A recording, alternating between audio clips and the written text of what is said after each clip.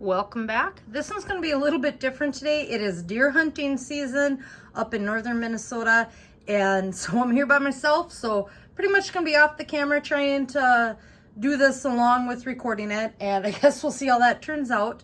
But I just kind of want to share this. We had a good friend of ours come up a couple weeks ago grouse hunting, and he brought up a beef backstrap.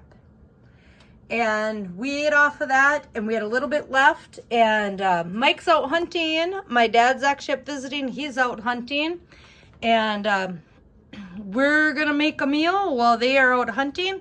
So we just took our beef backstrap and we kind of sliced it. It's about 1 inch thick. We just slice it down almost to the bottom there. So you're gonna want to go pretty close to all the way through. We preheated our oven to 225. We're gonna just kind of cook this slow. So first step is I'm gonna go ahead and I'm gonna put this in the oven, and then I know it looks like a lot of stuff up here, but I just kind of want to walk through some things people might like on top of that. Anyway, I'm gonna go ahead, I'm gonna get that in the oven and let that cook for a little bit. Well, I guess you'd call it either, I just baste with it, or it could be a marinade, whatever. So I got about almost a half cup of avocado oil in here. This is a lower heat, like I said, 225. This is going to take a couple hours. Just do it nice and slow. So you can use, this is avocado oil. You could use any type of oil, since that lower heat, olive oil, anything like that. You can even use butter, but you may have to heat that up in between if it starts to solidify. So some of the stuff I like to put in there is I'm just going to put a shake or two of paprika, a good shake or two, just seasoned salt. If you've watched any of my other cooking videos, you know I love my onion powder. So I'm going to add some of that in there. And I love my garlic powder. So we're going to add some of that in there. I'm just going to give a couple dashes of just ground black pepper. And then just a little dab or two of soy sauce. And you don't have to use all these. This is just what I've learned that works for me. I don't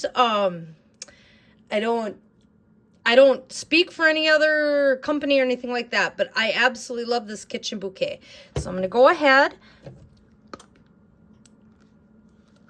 and add a splash or two of that. And this works great in anything, gravies, cooking, anything, just a little splash of that. We also have just a little bit of liquid smoke. What I happen to have on hand is mesquite, so I'm going to go ahead and add just a little dab of that. What's nice about the liquid smoke is it gets to that time of year that you can't really get out and grill too much, and something like this, it's not going to be in the cast iron. So we're just going to give a little splash of that just to kind of give it that smoky flavor. I also like to add just a splash or two of a Worcestershire sauce. One of the hardest words to say, I guess. And then what you can do too is just add a little steak sauce, a little bit of extra flavoring to that. It'll mix in there. So this one's just about gone. As you can see, so I'm just going to add that little tiny bit that I have left in there. Just going to go ahead and sorry for the jerkiness on the camera. Like I said, I'm trying to do this and record it at the same time. I'm just going to give that a stir. And I'm going to go ahead and set that to the side. And you can use anything you like. If you like it spicier, you can use your cayenne peppers. You can use red peppers, anything like that. But this is just kind of what I know that Mike will eat. I like these seasonings. I know my dad will be happy with this. So this is what I'm going to go ahead and roll with. So I got this mixed up. I'm just going to set this to the side right now. I'm going to let this beef backloin or backstrap sit in the oven for about 20 minutes before I go ahead and baste with that. During the meantime, though, I'm going to slice up some onions and get them ready for sauteing, and slice up some mushrooms and get them for sauteing. And also, if you follow along with me, I did some homemade canned potatoes, And I'm actually going to kind of show you how I cook those up too. So hang in there. We're going to catch up with you in about 15 minutes. It's been about 15 minutes. So I'm going to go ahead and just give this a little brush down here. We want to go in between. Oh, sorry. I'm looking in real life and not on the camera. We're going to want to wipe this down in between each one of these. Okay, so this is something new for me. It's a little hard to do it in real life and hold the camera. And I'm just going to go a little bit over the top. And we're going to stick this back in the oven. We're probably going to go about another 15 minutes. And we're going to take it out and we're going to do that again. I do have my onions cut up. I'm going to get my mushrooms cut up. We're going to go ahead and saute them up in the near future here. And my goal is, not my goal, I've done this before, but then I put the sauteed onions in between these right about the last 20 minutes. I put them sauteed onions in there. And then I give it another nice little basting, stick it in the oven. It's absolutely tender, delicious. So hang in there and I'll show you the next step. I've had my beef backstrap in the oven at 225 for about an hour. So at this time I've marinated it probably 3 times with the marinade before. Every 15-20 minutes I just kind of slap some more on there. I'm going to go ahead and turn this up to 250. During that time I'm going to start sauteing this. I add a little bit of avocado oil here. I'm going to put a little bit over the mushrooms. A little bit over the onions. And we're going to want to do this on kind of a medium heat. And not, like I said, I apologize if camera's kind of jumping around here. I'm trying to do this myself. And you're just going to want to kind of stir them up a little bit here and there. You definitely want to keep an eye on them. Let them brown a little bit. Once the onions and mushrooms start to heat up, you're going to want to turn that down onto like a medium-low heat. And then do that just a little slower of a cook. And then you're going to get that caramelization. You're going to get that little bit of browning from this medium heat, medium-high heat, medium heat. And then when you turn that heat down, you're going to get that caramelization. So I'm going to go ahead, cook these up in about 15 minutes or so. I'm going to take that beef backstrap out, marinate it one more time.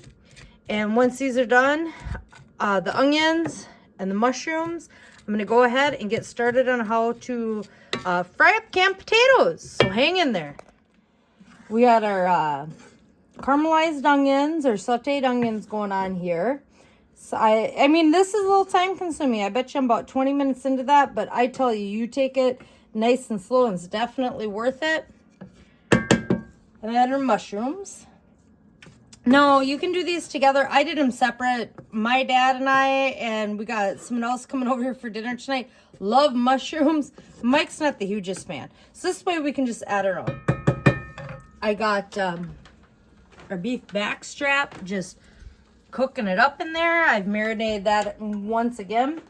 If you've been following along or if you want to know, check it out. I canned green beans earlier this year, so we're gonna do green beans. I already opened one. You just dump them right in there and let them heat up in there. Normally, Mike and I would only need one, but we got 4 people over here tonight to eat.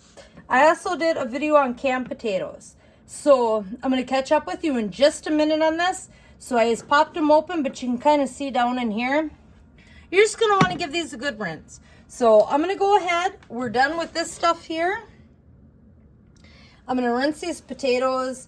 I'm going to get a pan and I'm going to show you how I fry the potatoes. So hang in there and I'll catch right back up with you. I'm back. I should let you know the last little part of this before this, Mike did get back. So we're just going to wrap it up the way that I started it. I got my green beans heating over here. That's 2 quarts. We're just heating that on medium heat. Now, here's our rinsed canned potatoes, and you can see that they're kind of bigger chunks. So these would be a little bit hard to get them nice and crispy, seasoned up. So you're just going to want, you could actually use a cutting board and chop them up. I just like to go and I like to use in my nonstick pans. And this is probably pushing a little bit, 2 quarts. But like I said, we have extra people. 1 quart is perfect. But 2 quarts, we're going to push it today. So this is a nonstick pan. I got a wooden, so I'm not going to scrape. And I'm just going to go in here and I'm just going to start kind of chopping up them bigger chunks. This is going to take me a minute or two, so I'm not going to have you hang in there. I'm going to catch up with you after I get these chopped up, kind of show you how I season and cook these, and I'll see you then. So I got these potatoes kind of just chopped up, just with my wooden spoon or whatever.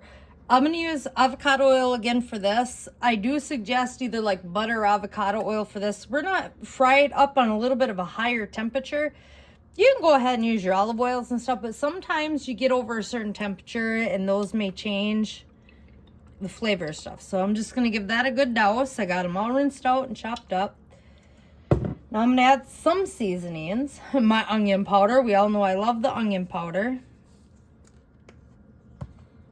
Couple shakes of black pepper,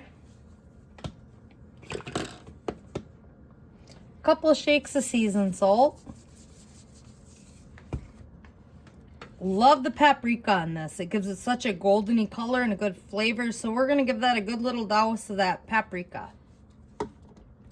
And then, of course, my garlic.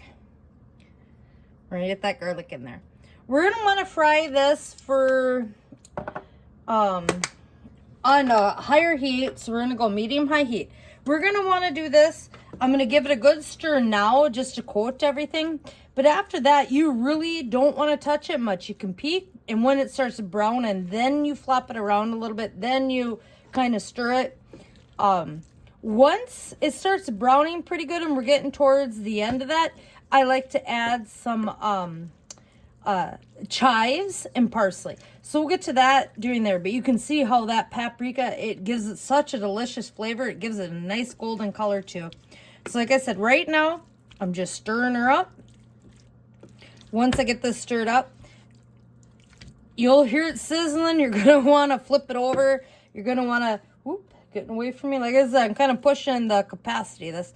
But all you want to do is just kind of want to give a little lift like this. If it's not brown, and just put it back down. You want it to be a good golden brown. When we get to that point, because it's going to take a little bit too, I will catch up with you and kind of show you what I'm talking about so you don't have to guess. And I'll catch up with you then.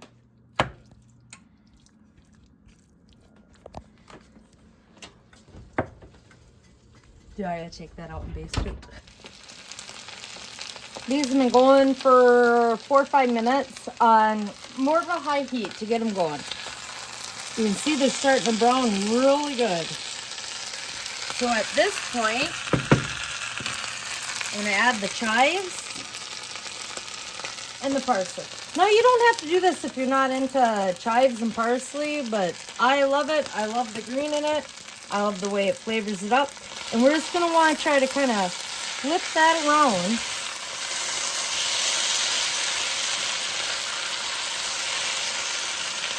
Probably turn the heat down to about a medium now that we got them going. I did baste the beef backstrap one more time, getting ready to get the onions in there. It's looking delicious. So when I get to that point, I'll definitely kind of show you exactly what I mean on that one. But we're just going to want to flip this around, stir it up, and let that sit again for another few minutes. And it's going to sizzle, and it's going to sound like, oh my gosh, I should trim that. I should stir it up. I should whatever. All you have to do is just peek underneath. You want to kind of see this here, and that's when you're going to want to flip it. Like I said, I wouldn't recommend doing 2 quarts in a pan this size, but got hungry moles to feed tonight, so that's what I'm doing. It'll just take just a little bit longer, and you're just going to get that stirred up. I'm going to let those sit for a few more minutes, let that same kind of browning that we saw going on, and I'm going to want to flip that again. I bet you within 2-3 minutes that beef backstrap's going to be ready. I'm going to insert the onions and baste it one last time. Let that cook for about 20 minutes, and that should be finishing up. These are getting nice and warm over here. We're going to have a good dinner.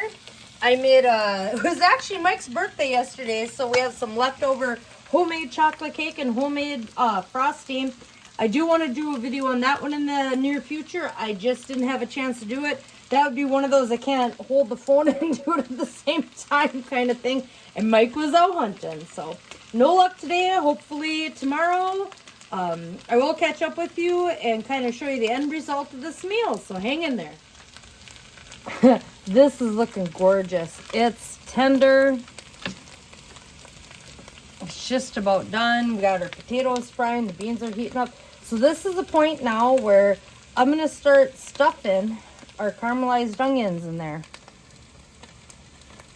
So you're just going to want to go in between each one of the slits that I made earlier on.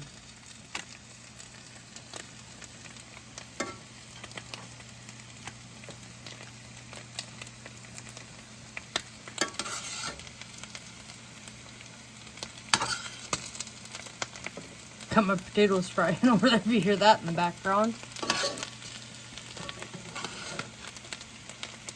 And the part Joe didn't tell you is after you cook this for a little while with those caramelized onions, before you add the mushrooms, you dump the mushrooms in the garbage can and you have extra onions. Well, I'm adding extra onions. I kept the mushrooms on the side, but yes, you can add the mushrooms that I did on this. So I'm just getting the rest of these onions in here. Sorry if I'm blocking the view.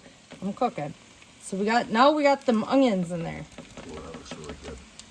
So we're gonna take the very last bit of marinade I got here, and we're just gonna brush that over the top.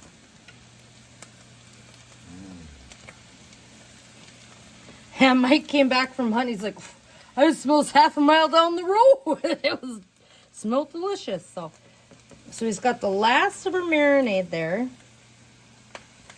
Basting, whatever you want to call it, because I didn't actually marinate this. I've just been basting it throughout. So I'm going to go ahead. I'm going to put that back in the oven for about 20 minutes. We're going to check these potatoes. Yes, look at that. That's what you're looking for. So when you see this right here, that's when you flip them. You're going to break them up a little bit. Nice brown potatoes. And those got the oven at what, 250, Joe? 250. It was at 225 for about the first hour. We're at 250. It'll be about 2.5 hours. This is a longer meal if you're going to do it this way. Cook that nice and slow. Well, I guess the money you pay for it, we are lucky that we even have this. But if you're lucky enough to have it, it is well worth it. Maybe, I mean, this freaking Backstrap was huge off the. Yeah, we've had like 8 meals off of it, so really when you break it down, it's not so bad. But just have the money up front. But like I said, his friend came up here and he got to stay with us and go grouse hunting with Mike, and so they figure, well, for what I pay for a hotel room and we're in the middle of nowhere and have to drive an hour round trip. Yeah, an hour round trip every day. It was well worth it. So we had that little bit left, my dad being up here, and we got a friend coming over, and we're gonna enjoy figure we're just gonna use this up. So these potatoes are browning great. I'm gonna continue to stir these every 3, 4, 5 minutes. Like I said, you just want to look under there, and when they're nice and brown, then that's when you flip them. I'm gonna stick this back in the oven for about 20 minutes, and we're gonna be good to go. And I will show you the final meal.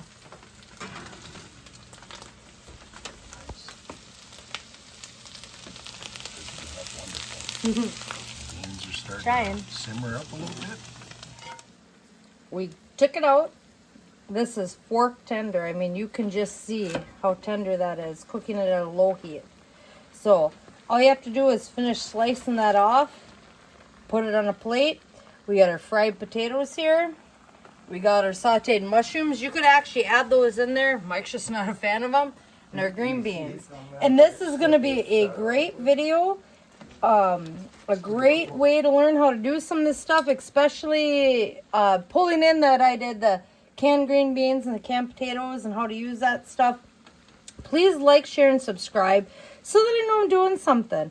If you have any, I love the comments. I love to know what you want to see, what you're trying to learn. I know someone out there just was wondering about like honey wheat bread or whatever. I do not have a recipe for that, but now I'm intrigued to go look for it. I know I've wanted to try some cinnamon raisin bread and all that.